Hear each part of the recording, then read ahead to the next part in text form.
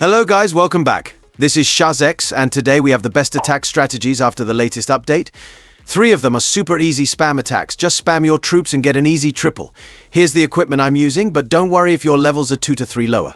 All the army composition links will be in the description below, and I'll show them at the end of each attack as well. Let's get started after a small intro. Here's the first attack strategy. First, locate the Inferno towers in the base, as we need to destroy 2 of them using lightning spells. Don't worry about the third one, we'll handle it with the log launcher. Drop 4 lightning spells and an earthquake on each of the 2 Inferno towers, ensuring that the first set also damages the nearby heroes. Do the same for the second Inferno. Afterward, attack from the side where we can target the third Inferno with the log launcher, but if enemy heroes are in that area, we might need to adjust to avoid them and prevent a funneling issue. Deploy 3 golems on each side to start tanking, then send in a line of witches, the log launcher, and our heroes. Use the poison and freeze spell on the enemy CC troops. Now, let me show you how I tripled this base. We'll start by deploying the lightning and earthquake spells on the Infernos. Although the Queen is near the Inferno, we weren't able to damage her, but we did manage to kill the Warden and weaken the Queen. Remember to target nearby defenses for additional damage during this process. Next, we'll deploy the golems, followed by the witches and heroes. Then we'll send in the log launcher if you don't have access to it. You can use the wall wrecker instead. For funneling, drop baby dragons on both sides, or you can use super wall breakers as an alternative. As the troops push towards the center, make sure to drop your spells at the right time. The king may have gone outside the base, but my queen and warden stayed with the kill squad. Once the clan castle troops come out, drop your poison and freeze spells. Then activate the warden's ability and use the king's ability to take down the enemy queen. The ice golem from the clan castle will handle the core. The attack is going smoothly, and we still have the Queen's ability in hand. In upcoming attacks, we've got more exciting bases and strategies to show you, so stick around until the end. Drop a like if you're enjoying it so far, and comment below with your thoughts. I love reading your valuable feedback. Now, let's speed things up and move on to the second attack.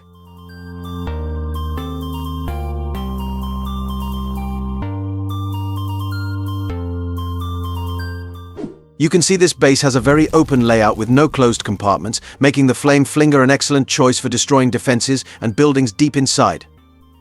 Let's go ahead and plan our attack, starting by deploying the queen. Next, we'll place a baby dragon here and some wizards on the other side to create a funnel, ensuring the queen moves directly into the targeted compartment. Use a rage spell on the queen and healers to keep her safe under heavy fire. Once she enters the compartment, she'll take down the enemy queen and proceed toward the town hall. Meanwhile, we'll drop the king here first, followed by the flame flinger. Be sure to place the flame flinger out of range of X bows and mortars to prevent it from being easily destroyed. We'll position it on this side to take out the defenses and buildings. As the queen clears the artillery and enemy queen, the king and flame flinger will wipe out this entire compartment, leaving a rectangular shape in the base. At that point, we'll deploy all the miners' hogs and the grand warden behind the siege machine. When the flame flinger opens, the clan castle hogs will join the attack. Use healing spells and the warden's ability near heavy defenses to keep your troops alive. The hogs will focus on defenses, while the miners will handle the trash buildings behind them. And that's how we'll clear this base.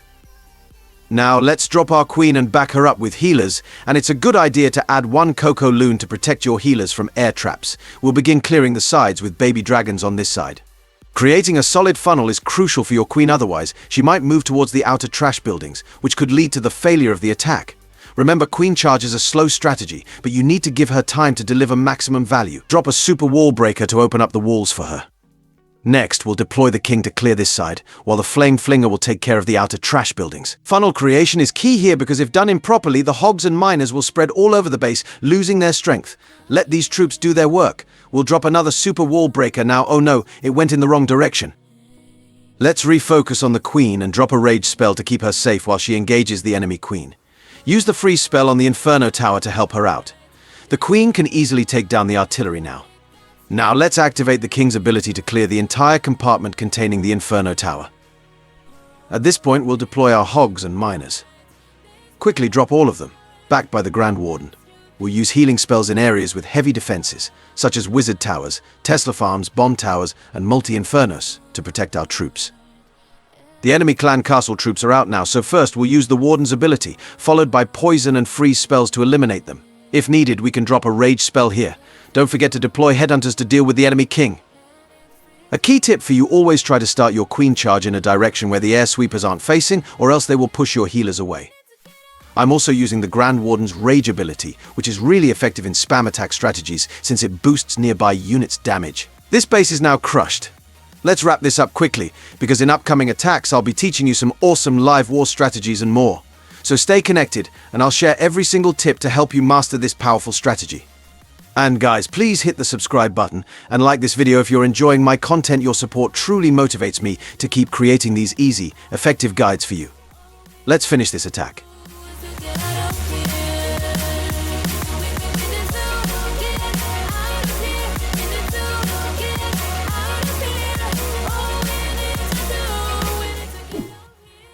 Let's start by analyzing the base.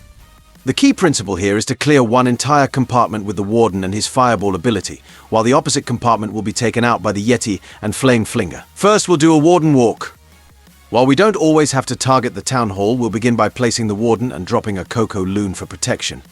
Then we'll add 4 healers to support him as he works toward the compartment. To ensure the Warden goes inside the base, we'll drop some funneling troops. Next, we'll place an earthquake spell right in the middle between the Inferno Tower and the artillery to weaken the defenses. The Warden will eventually destroy the artillery, the enemy queen, and with the help of his fireball ability, clear out the entire middle compartment. While the Warden is busy, we'll start deploying the Flame Flinger on the opposite side, but first we'll use a Yeti for tanking. The Flame Flinger will clear the Inferno Tower compartment, creating a direct path for the kill squad. Once the funneling is complete, we'll deploy all the remaining troops into the center of the base. A rage spell will be used in the core to speed up the troops, and will drop poison and freeze spells on the enemy clan castle troops. Additional rage spells will be placed strategically in compartments to keep our troops pushing through the base. Finally, the balloons from the clan castle will join the main squad to help finish off the base. And now, let me show you how I tripled this base. Let's begin by placing the Warden and dropping a Coco Loon for protection. We'll add 4 healers to support him as he works toward the artillery compartment. Meanwhile, we'll drop the Yeti along with the Flame Flinger. Remember, the Flame Flinger recently got a buff. While continuing with the Warden walk, we'll also drop some funneling troops to keep the Warden on track.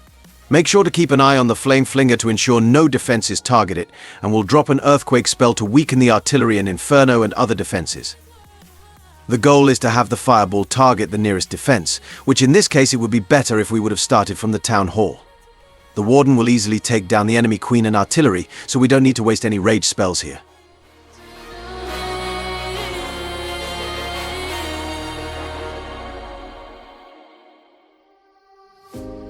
Leave the world around us. They don't need to know. Come find me where the sun sets and say you'll never let me go. Next, we'll send in the King Queen and all the Super Witches along with the Ice Golem. I considered adding a Headhunter to help our King to deal with the enemy King, but it's not really needed here. Once the Warden targets the enemy Warden, we'll activate the Fireball ability just like that. I'm sending in another balloon to help clear out that Wizard Tower. We'll then drop a jump spell to give access to the rest of the base and use a rage spell to keep the momentum going. When the clan castle troops come out, we'll use a freeze and poison spell to handle them. We'll keep the witches under rage to ensure they finish the job. Everything is looking great. The Warden, King, and Queen are still working hard, and we'll keep them raged up as well. The witches are clearing the base effectively, and this is how you can use the Warden's Fireball ability to set up a smooth Warden walk into a Super Witch attack at Town Hall 12.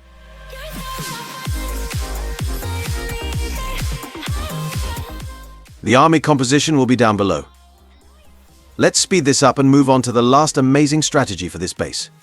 The balloons from the clan castle are now joining the big boys, though you can take hogs if you prefer. They don't know how we love when we're lying close. With you, I know I belong. Without all eyes on. Here's a compact base layout. Compact bases are perfect for Electro dragons since their chain lightning ability makes it easy to destroy tightly packed defenses. Before attacking any base, always check the position of the air defenses and air sweepers, as air sweepers can be particularly annoying, pushing Electro dragons back and slowing the attack down. We'll start by dropping 2 Electro dragons on these 2 builder huts.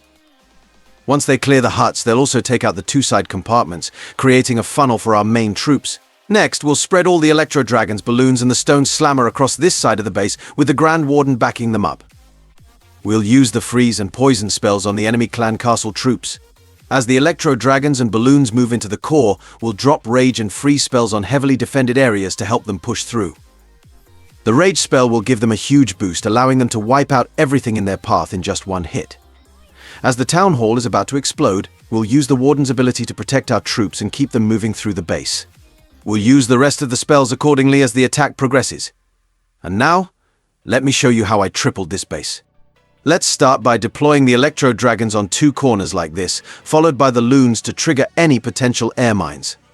Now, we'll wait for a bit until the Electro Dragons clear some of the trash buildings and create a funnel for our main squad. Once that's done, we'll deploy the rest, first the loons, then the Electro Dragons, followed by the heroes and the stone slammer. Creating a solid funnel is essential in this strategy to ensure that the Electro Dragons head straight into the core. We'll be using free spells on the Infernos, Town Hall, air defenses, air sweepers, and eagle artillery, while saving rage spells for sections with closely packed buildings or heavy defenses. We'll also use the poison and freeze spells on the enemy clan castle troops. The Warden's ability will be key for protecting our troops from the Town Hall explosion. Unfortunately, I had the wrong equipment set with the Warden here, but don't worry, the Electro Dragons are strong enough to handle it. Electro Dragons are one of the easiest and most effective attack strategies for Town Hall 12 players, especially with the new hero abilities that make them even more powerful. Just remember not to use your spells too early, time them well for maximum impact. As you can see, we've already cleared almost half of the base within the first minute. However, Electro Dragons can be risky against spread-out base layouts, so if you want a full guide on handling those kinds of bases and dealing with single-target Infernos, just let me know. I'll cover those tips and strategies in another video. Please don't forget to like, share, and subscribe for more awesome videos. Your support means the world to me and motivates me to keep creating helpful content for you. If you have any questions, feel free to ask in the comments. Also, don't miss the videos linked in the iCard and description. Let's finish up this attack, and I'll catch you in the next video. Stay safe, stay amazing. Peace. Give me some, I'ma catch a murder case. On my clock, in this cop, mask on my face. Hesitate to give me some, I'ma catch a murder case. 30 on the clock,